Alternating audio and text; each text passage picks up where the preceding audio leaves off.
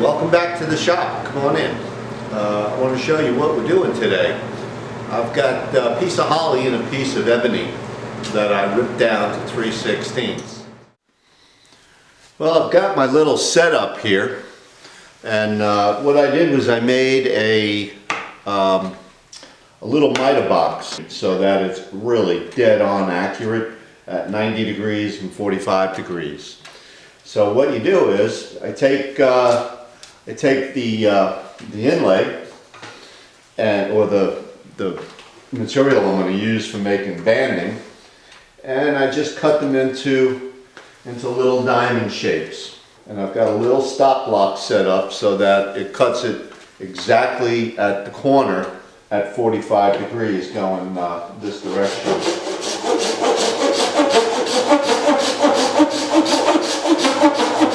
This ebony is a little bit hard on the sword.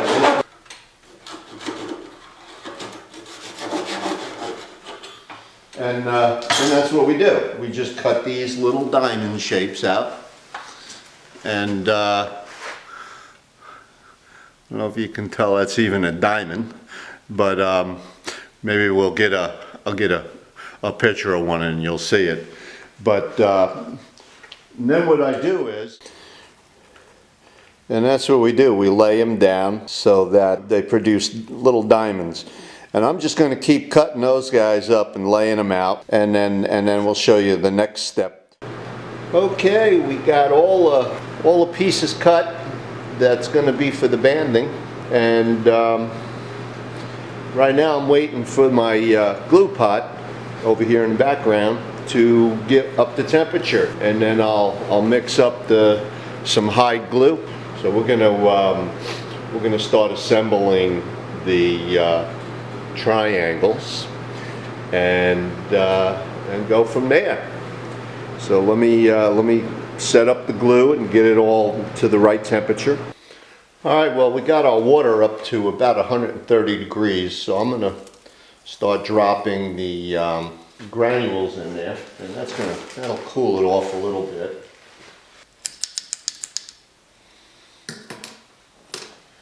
We'll mix that up some. We've got a lot of little wet granules that need to melt. We're just about 105 degrees, and we're going to bring that up some, but I don't have all the glue in there yet. Kick it up just a smidgen. Get it a little bit hotter. All right, we're sitting at just about the right temperature now, but we've got a nice consistency. Now that drips like that. So I'm gonna zoom back out, and we're going to start putting down the little triangle. Well, when I started off, I found that I was using entirely too much glue. You don't need that much, and the glue must be at a better temperature now because it's set up perfect. Look at that, huh? That's good. Well, we moved along a lot faster. Instead of just wetting each one with glue, I do about 4 or 5 of them, and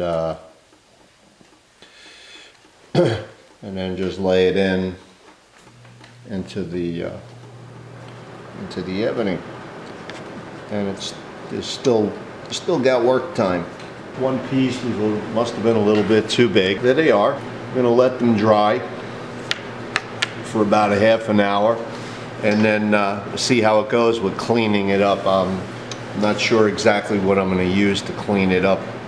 I think a block plane or a plane, hand plane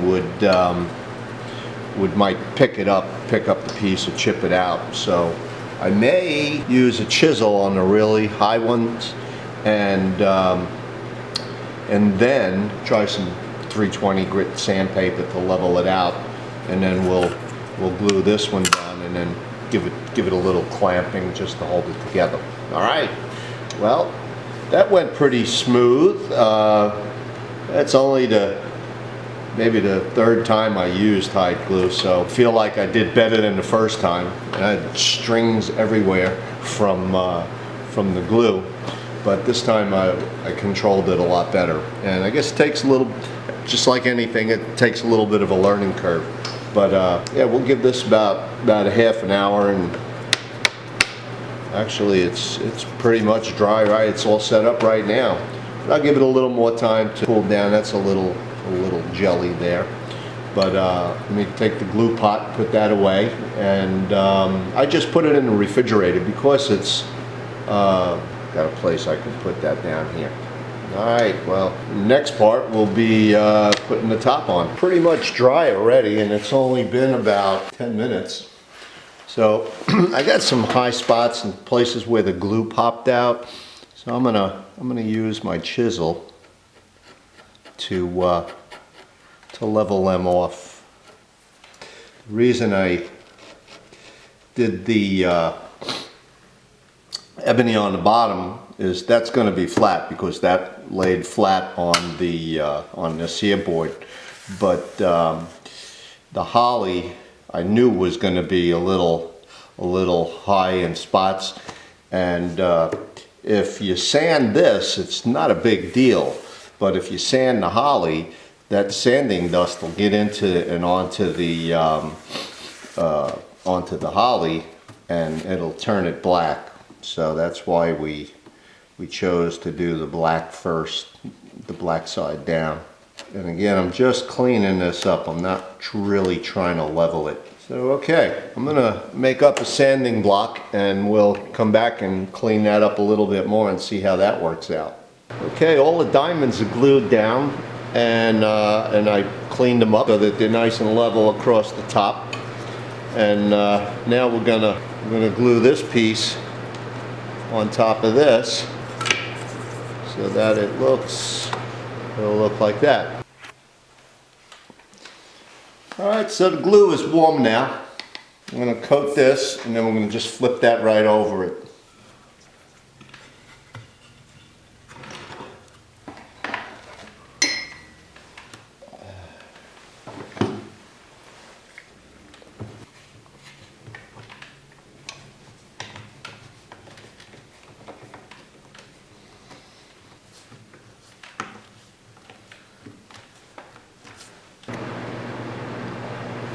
Well, here's the finished one.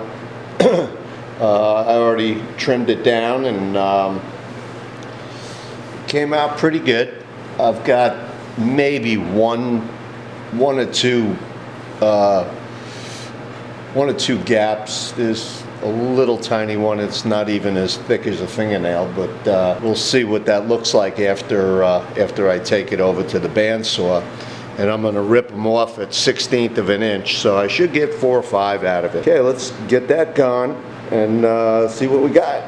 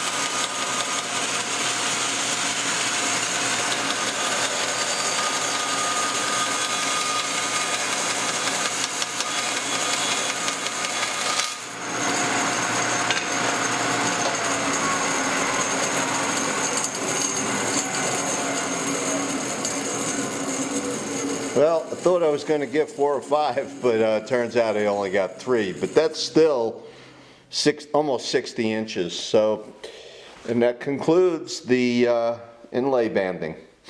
Thanks for watching, and please hit subscribe. Thank you.